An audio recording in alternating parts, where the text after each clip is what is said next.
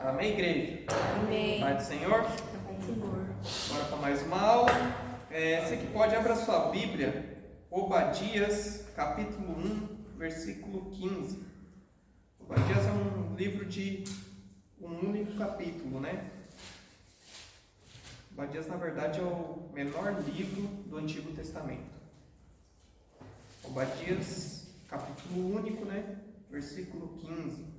Estamos no panorama bíblico, os profetas menores, aula 33. Gente, estamos terminando o Antigo Testamento, tá? Logo, logo a gente chega no Novo Testamento. Você pode dar glória a Deus por isso? Glória a Deus. Amém? Mas a gente está vendo Jesus desde Gênesis até Malaquias. E até Apocalipse a gente vai continuar vendo. Amém?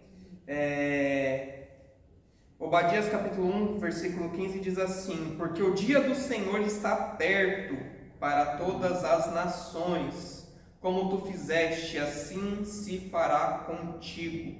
A tua recompensa voltará sobre a tua cabeça. Amém? Em hebraico, irmãos, Obadias é Obadia.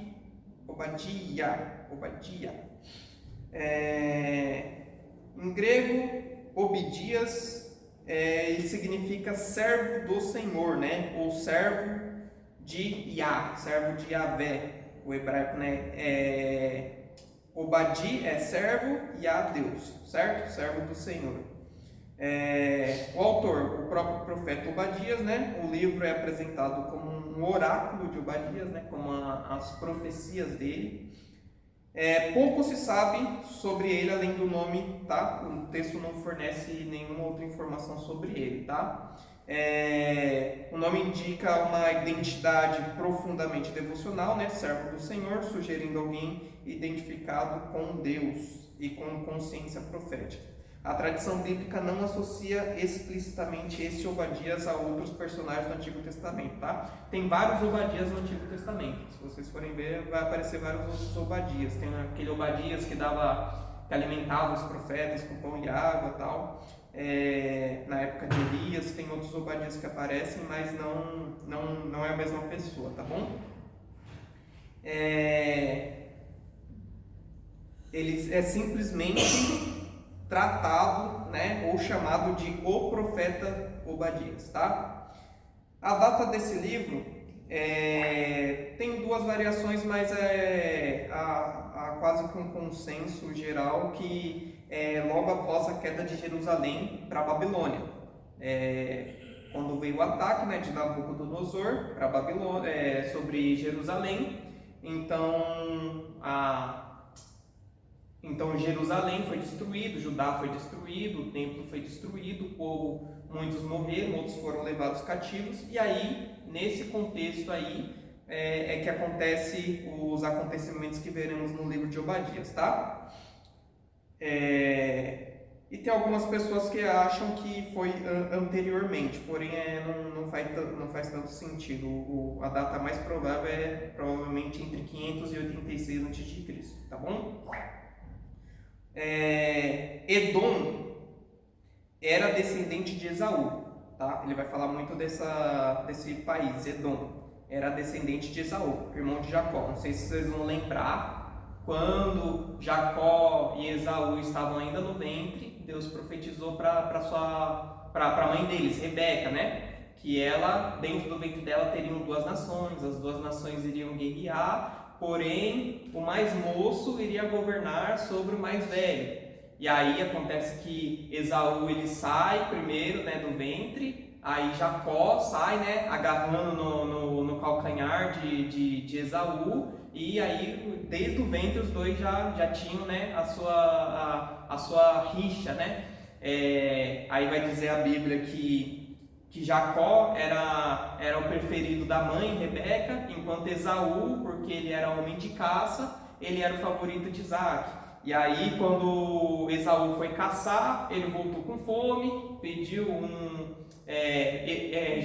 Jacó tinha feito, né, um prato avermelhado, um prato de lentilhas, né? E aí, Esaú vende o seu direito de primogenitura por causa disso, tá? E ali, a partir daquele momento, ele começou a ser chamado de Edom, que significa, de certa forma, vermelho, tá?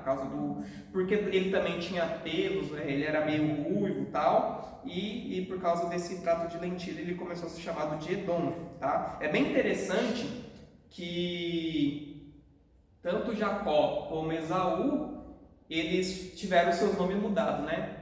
Jacó, o nome dele foi mudado para Israel, que se tornou o país de Israel, a nação de Israel, e Esaú teve o seu nome mudado para Edom e se tornou também uma nação de Edom, né? Os dois tiveram o nome mudado e os dois viraram nações, tá? Então o contexto do livro de Obadias, muitos e muitos anos depois, eu acredito cerca de 1000 anos depois, eles entravam em guerras contra Israel, tá? Ó, vou ler aqui o estudo. Edom era descendente de Esaú, tá? A nação de Edom, descendente de Esaú, irmão de Jacó. Portanto, haviam laços de parentesco, mas as relações foram frequentemente tensas. Edom ocupava a região montanhosa, região das montanhas, a sudeste de Judá, principalmente o planalto de Seir, com forte vantagem estratégica por suas defesas naturais, altos rochedos, né? Altas montanhas. No fim do século VII e no começo do século VI e no início do século VI a.C., o Império da Babilônia dominava a região. Quando Jerusalém foi sitiada e finalmente tomada, alguns povos vizinhos lucraram com a desordem. Segundo Obadias, Edom se alegrou e aproveitou-se até perseguiu fugitivos de Jerusalém. É aquilo que eu disse, né? Nabucodonosor, que era o rei da Babilônia, era o grande império daquela época, atacou Jerusalém. Os outros povos se aproveitaram que Nabucodonosor estava atacando Jerusalém e foram juntos e atacaram. Aproveitaram para saquear, aproveitaram para pilhar a cidade e também para entregar a alguns judeus que conseguiram fugir, alguns israelitas que conseguiram fugir de Nabucodonosor. O povo de Edom e o povo das outras nações entregavam eles, matavam eles, perseguiam eles, tá? Aí a infidelidade de Edom é apresentada como pior que um contra-ataque entre estranhos. Edom era irmão, né? Linhagem de Esaú, e a sua ação constitui uma traição familiar e moral. Isso amplia a gravidade do juízo anunciado. Obadias não é apenas denúncia política, é um pronunciamento teológico. Deus é soberano sobre nações, vê alianças e traições e aplicará a justiça. O dia do Senhor recairá sobre todas as nações que praticaram violência contra o povo de Deus, tá? Juízo contra Edom, motivação, orgulho. A motivação do juízo é orgulho, segurança geográfica e auxílio aos inimigos de Judá, tá? Então é isso. O país de Edom era vizinho de Israel. Eles tinham, né, os seus laços ancestrais de serem irmãos. Porém, quando tiveram a oportunidade, ao invés de ajudar, mais do que não ajudar, ainda atrapalharam, né? Já teve aquela verdadeira frase de hoje em dia, né? Se não puder ajudar, atrapalha. O importante é participar. Eles não queriam ajudar, não queriam entrar na guerra contra Nabucodonosor, foram lá e se juntaram com Nabucodonosor e acharam que ia ficar impune, né? Mas, né, o que os homens não estão vendo, Deus está vendo. Deus viu todas essas injustiças e não deixou passar barato, né? É como foi dito aqui. Uma nação inimiga te atacar é uma coisa. Agora uma nação que deveria ser sua amiga, deveria ser aliada, te atacar, aí já é outra coisa, né? Quando a traição vem de alguém próximo, né? É mais dolorido, né? Então vamos lá para a introdução. O livro de Obadias é o menor de todo o Antigo Testamento, tá? Com apenas um capítulo, mas carrega uma mensagem de enorme peso. Ele trata do juízo de Deus contra Edom, um povo aparentado a Israel, que mais que escolheu o caminho da violência, da traição e do orgulho. Obadias revela que Deus não ignora injustiças, especialmente quando vem de quem deveria agir como irmão. Ao mesmo tempo, o livro aponta para a fidelidade do Senhor em restaurar seu povo e estabelecer seu reino. Mesmo pequeno, Obadias é uma das profecias mais fortes sobre o dia do Senhor, mostrando que a justiça divina alcança todas as nações e que, no fim, o reino pertence ao Senhor. Amém? É uma mensagem de alerta, consola e esperança condensada em apenas 21 versículos, tá? Vamos ao panorama. Do versículo 1 até o versículo 4, fala do orgulho e da falsa segurança de Edom, tá? Vai falar, versículo 1, visão de Obadias, levantai-vos, levantemos contra ela para a guerra, né? Obadias introduz sua profecia com uma visão recebida do Senhor. A mensagem vem também de mensageiros enviados às nações. Deus está mobilizando povos para atacar Edom. Versículo 2, eis que te fiz pequeno entre as nações, tu és muito desprezado, né? Deus declara que fará Edom perder sua importância, a nação seria humilhada, desprezada entre os povos. Versículo 3, a soberba do teu coração te enganou, né? Edom confiava em sua geografia montanhosa, acreditando ser invencível. Essa falsa segurança nasce do orgulho, eles se achavam inalcançáveis, né? As montanhas, as nações gostavam de habitar entre montanhas, né? Como até alguns salmos dizem, né? Os que confiam no Senhor são como os montes de Sião que não se abalam. As montanhas era uma segurança, era uma muralha natural já. Então, quem habitava em montanhas, em lugares altos, já tinha a defesa da própria natureza, já tinha a defesa da própria montanha. Então, o povo de Edom, eles estavam atacando a Israel e falando, vocês não podem fazer nada porque a gente mora nas montanhas. Estavam confiando nas montanhas, mas estavam esquecendo que estavam atacando o povo do Deus vivo que criou todas as montanhas, né? Então, a soberba do teu coração te enganou, Edom confiava em sua geografia montanhosa, acreditando ser invencível, né? Versículo 4, ainda que te eleves como a águia, de lá te derrubarei. É bem interessante esse versículo, vou até ler ele por inteiro. Ó. Se te remontares como águia e puseres o teu ninho entre as estrelas, de lá te derribarei, diz o Senhor. Amém? Olha só o que ele diz, se você está pensando que você é como uma águia, que consegue voar alto, aí o profeta até exagera, né? Uma águia que voa até as estrelas, mais alto do que uma águia normal, mostrando como que estava a soberba de Edom, como que estava o orgulho deles, né? Tem gente que não está nem no salto alto, está na perna de pau já, né? Já está no avião. Era isso, Edom estava se achando o último gole de Coca-Cola, né? do vasilhame. Então ele estava dizendo, né? Se você acha que você pode voar como uma águia até as estrelas, até lá eu te derrubarei, até lá eu te alcançarei, né? Esse é o nosso Deus, né? Ele não deixa que os inimigos passem impune, ele não deixa que a injustiça, né, passe impune, né? Versículos 5 até o 7 vai falar da destruição total de Edom, né? Da profecia total, né? Versículo 5, se viessem ladrões, não furtariam o que lhes bastasse, né? Um ladrão sempre deixa algo para trás, mas com Edom não será assim, a destruição será completa, não parcial. Versículo 6, como foram rebuscados os bens de Esaú, como foram esquadrinhados os teus tesouros escondidos, né? A riqueza guardada e escondida será totalmente exposta e saqueada.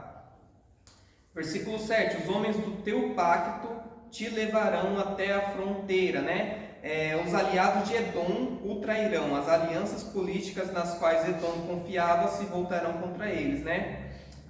Aqui indica confiança e convivência, até os companheiros íntimos os derrubarão, né? Interessante que Deus estava fazendo com que Edom colhesse aquilo que ele estava plantando, né? Ele que deveria ter uma aliança com Israel, não deveria atacar Israel, estava atacando. Então Deus estava levando as nações que tinham aliança com Edom a saquear ele. E aí, olha só que interessante que diz no versículo 5, né? Vou até ler ele aqui. Se viessem a ti ladrões ou roubadores de noite, como estás destruído, não furtariam só o que lhes bastasse. Se a ti tivessem os vindimadores, não deixariam pelo menos alguns cachos, né? Normalmente quando o pessoal ele usa duas imagens, do ladrão e do vindimador, aquele que trabalha na vide, aquele que trabalha no campo de plantação de uva. O ladrão não consegue roubar tudo, É difícil algum ladrão que consegue roubar tudo. O ladrão ele já entra já com o alvo de roubar algo rápido e ir embora. Aí ele está usando essa imagem. Um ladrão, ele rouba algo, mas não rouba tudo. Mas os ladrões que eu vou enviar até ti vão levar tudo. Aí uso o exemplo do trabalhador na vide. O trabalhador ele não consegue colher todas as frutas de uma vez. O trabalhador, mesmo se ele quisesse, tem algumas frutas que às vezes não está madura, ele precisa deixar lá para amadurecer, ele não tira tudo. E tinham leis também, lá em Deuteronômio, lá em Números e Levítico, que falam que deveria se deixar um pouco do fruto para que os pobres, os peregrinos, os estrangeiros pudessem colher aquele resto, né, aquilo que sobrou. Então ele está dizendo, ainda que existem leis para que sobre, de você não vai sobrar, porque você foi perverso contra a nação de Israel, né? Versículo 8 e 9, né? Vai falar do fim da sabedoria e da força de Edom, né? Versículo 8, destruireis os sábios de Edom, né? Edom era famoso por sua sabedoria, especialmente a cidade de Temã, mas Deus afirma que essa sabedoria seria anulada, de fato foi. Versículo 9, os teus valentes serão perturbados, nem mesmo os seus guerreiros resistirão, a nação inteira será abatida. Versículo do 10 até o 14 vai falar da acusação detalhada contra Edom, né? Aqui o profeta estava mencionando alguns, né, dos pecados, agora ele vai trazer mais detalhes, né? Aqui Deus explica por que Edom será julgado. Versículo 10, por causa da violência contra teu irmão Jacó, a raiz do juízo, violência contra Israel, que é chamado irmão, lembrando a relação Esaú e Jacó, né? Versículo 11, no dia em que permanecias de fronte, né, Edom não ajudou Judá quando Jerusalém foi atacada, ficaram observando indiferentes. Versículo 12, não devias olhar com prazer para o dia de teu irmão, né? É bem interessante ler esses versículos, que é como se fosse um poema, né? Por causa da violência feita a teu irmão Jacó, versículo 10, por causa da violência feita a teu irmão Jacó, cobrir-te-á a vergonha e serás exterminado para sempre. Versículo 11, no dia em que, estando tu presente, estranhos lhe deram os bens e estrangeiros lhe entraram pelas portas e deitaram sorte sobre Jerusalém. Tu mesmo era um deles, mas tu não devias ter olhado com prazer para o dia do teu irmão, o dia da sua calamidade, nem ter se alegrado sobre os filhos de Judá no dia da sua ruína, nem ter falado de boca cheia no dia da angústia. Não devias ter entrado pela porta do meu povo no dia da sua calamidade.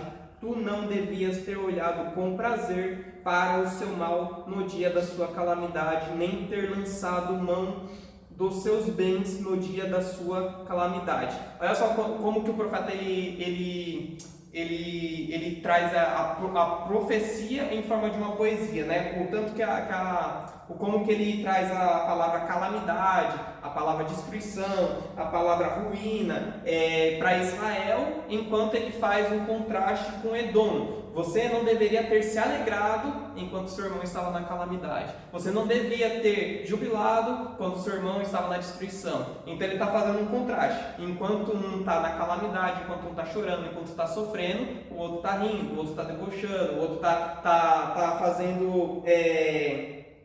como que diz, né? Está olhando, versículo 12, está olhando que prazer...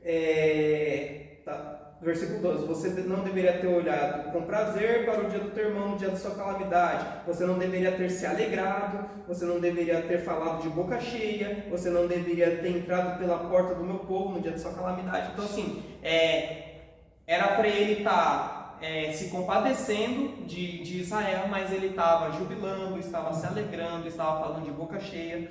E aí o profeta ele traz essa poesia, né, essa profecia, e é uma profecia bem forte, né, porque aqui, diferente de outras nações, que na maioria das vezes tem profecias de juízo, aqui ele traz um juízo que seria acabar com Edom para sempre. não é à toa que não existe mais a nação de Edom. Então ali foi um juízo, um ponto final sobre Edom, tá bom? Finalizando, 14, não devias colocar-te nas encruzilhadas, né? Edom interceptou fugitivos de Judá, muitos foram capturados e entregues aos inimigos pelos edomitas. Do versículo 15 e o 16, aí parece que o foco do profeta muda um pouco, tá? Do 1 até o 14, fala muito disso, de Edom, Edom, Edom, Edom. Já do 15 em diante, o 15 é praticamente o divisor de águas do livro, tá? E em diante vai falar de nações, tá? Vamos lá, ó. O 15 já fala do dia do Senhor, que é o versículo que nós lemos, o versículo principal do livro, tá? Porque o dia do Senhor está prestes a vir sobre todas as nações, como tu fizeste, assim se fará contigo, o teu mal feito tornará sobre a tua cabeça. Aqui ainda está falando de Edom, né? Mas já está introduzindo que será sobre todas as nações, tá? Versículo 16, assim como vós bebestes no meu santo monte, né? Assim como eles zombaram e profanaram, outras nações beberão da taça da ira de Deus também, tá? E aqui simboliza participar do juízo. Versículo 17 e versículo 18, né? Libertação e triunfo da casa de Jacó. Aqui o livro fica bom, né? Até que enfim. Cadê, ó? Versículo 17. Mas no Monte Sião, haverá livramento, o monte será santo, e os da casa de Jacó possuirão as suas herdades, né, ou as suas heranças. Versículo 18, a casa de Jacó será fogo, e a casa de José chama, e a casa de Esaú restolho, né? Do jeito que estava invertido do capítulo 10 até o capítulo 14, agora inverteu de novo. Era a casa de Jacó que estava ruim e a casa de Edom jubilando, por outro lado, agora a casa de Jacó, né? E interessante que ele usa, né, a herança de Jacó como José, né? Que era o filho favorito de Jacó. E aí ele usa o contraste, a casa de Esaú, né? Ele não chama mais de Edom, chama de Esaú, será um restolho, né? Se tornará em restos, se tornará em pó. Mas interessante que ele não diz, né, alegria, ele não diz, né, júbilo, não diz festa, né? Ele fala que a casa de Jacó será fogo, né? E a casa de José será chama. Aqueles incendiarão a este e o consumirão, e ninguém mais restará da casa de Esaú, porque o Senhor o falou. 19. Os do Neguebe possuirão o monte de Esaú, e os da planície aos filisteus possuirão também.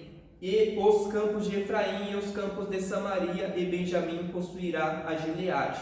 Os campos do exército dos filhos de Israel possuirão os cananeus até Sarepta, e os cativos de Jerusalém que estão em Sefarade possuirão as cidades do sul. 21. Salvadores hão de subir ao monte Sião para julgarem o monte de Esaú, e o reino será do Senhor. Olha que interessante, aí ele começa a profetizar sobre a restauração de Israel. Interessante que essa restauração até hoje não se cumpriu, tá? Vamos por partes, né? 19 e 20, né? A restauração territorial de Israel, né? Os do sul possuirão o monte de Esaú, Israel retomará territórios que Edom ocupava. O texto cita várias regiões, né? Neguebe, Cefelá, Campos de Efraim, Campos de Samaria, né? E uma restauração geográfica ampla, né? Os cativos possuirão até os israelitas exilados voltarão para habitar suas terras. É uma restauração completa do povo e da terra, tá? E 21, finalizando, e subirão salvadores ao monte Sião, e o reino será do Senhor. Líderes serão levantados para governar com justiça, e o livro termina afirmando a soberania total de Deus, né? O juízo sobre Edom e a restauração de Israel demonstram que o reino final pertence somente ao Senhor, tá? Aqui não está falando de um reino político, está falando do reino milenar, tá? Está falando do reino que o próprio Deus vai reinar sobre essa terra. Amém? como eu disse, né, o livro de e termina no versículo 21. Ele começa do 1 ao 14 muito focado em Edom. O 15 fala do dia do Senhor, e do 16 até o 21 fala de Edom, mas também de outras nações também. É bem interessante como Edom, né? Por que tem um livro na Bíblia inteira, praticamente inteiro, falando só dessa nação Edom? O nome Edom, ele tem praticamente os mesmos caracteres, é praticamente a mesma escrita, é um tracinho de nada que diferencia Adão, tá? Edom, Adão. E o que isso tem a ver uma coisa com a outra? Edom ali e Adão significa humanidade. Então Edom ali, Deus não estava falando de uma nação que pecou, Deus estava falando de toda a humanidade. Todas as humanidades. Por isso que o versículo 15 ele fala do dia do Senhor. O dia do Senhor não virá só sobre um lugar. O dia do Senhor virá sobre toda a terra. Não vai vir só sobre Samaria, só sobre Edom. Quando Deus vier governar e tomar todas essas cidades que ele citou aqui, não será um governo local, um governo temporário, não será um governo fraco como esses governos que é citado, mas será o governo eterno. Então não será só sobre Edom, mas será sobre Adão, né? Sobre toda a humanidade. Amém? Amém. Quais são os pontos principais? Em primeiro lugar, o orgulho leva à ruína, né? Edom confiava na geografia, nas alianças e na própria sabedoria, né? Versículo 3, versículo 4, versículo 7, versículo 8 fala muito disso. Deus vê e julga a injustiça, né? Deus não está com os olhos fechados aos nossos clamores, tá? Fala do versículo 10 até o versículo 14, né? Que é a principal denúncia, né? Contra Edom.